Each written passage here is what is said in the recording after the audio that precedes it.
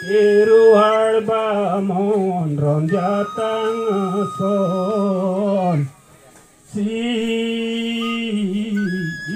malin soang bomi so ching pujong he malin dampon bom si pajuniang bom Ekin sonang barbong si imalin pajo thom korminang barbong kormelo senson si iruhar bamon ke Di penci phong chi lo bo ma krong dam arsen ma lo tia lo si deng met ka ding yo chong nang tu phong si deng met ka ding yo Arjok mit nang thon niruar pamon Sang jatang kahuron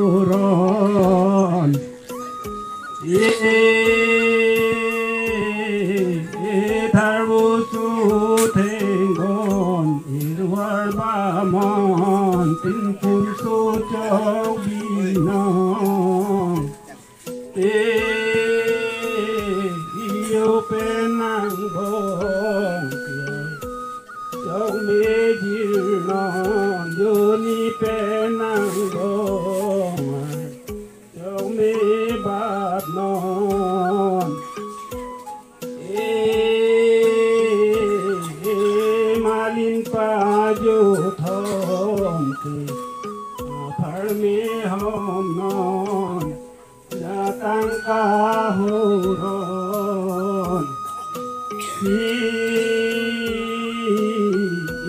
Tharbo su thenggon ron jatang ason si malin suang bong dil pare dil pon arjok me dil bom si Yoni penang bong ke Arjok me bát bong malin pa jo thom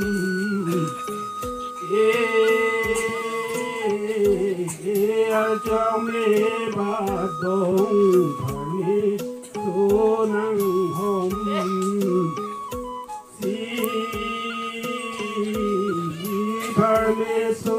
lo bong ke do jong saru mai no jong ka simbo aso murali do jong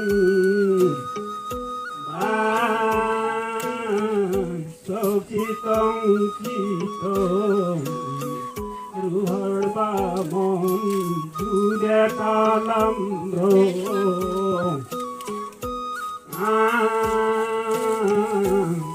Tharbu su thenggon su châu binong su karbia song yu tang binong tang be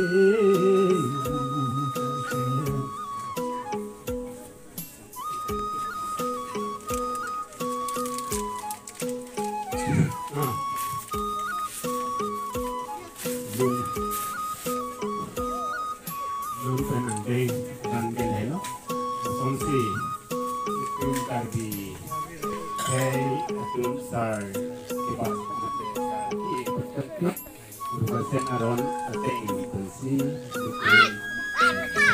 balok naten mugo ile hala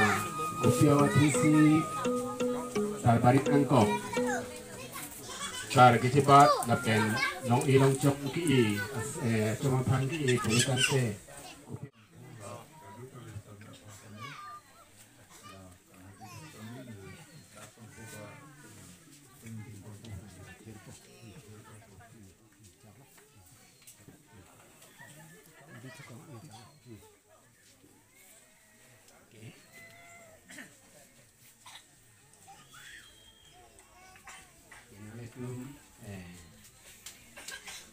Ini lah ini fungsi ini lah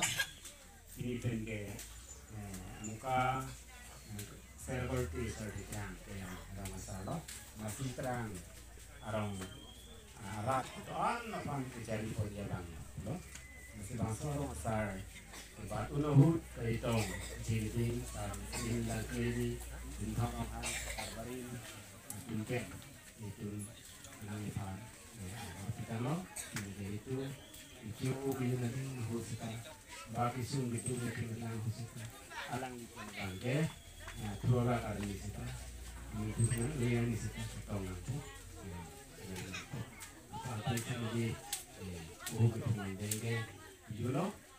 opennya orang bikin malun luna hilang bertante dan itu dengan orang itu lepas dan keren itu alam periuk usah pulang pokok buku tante ini ada toko itu misalnya batu tante itu sebagai lebih nama cuma lalu langsung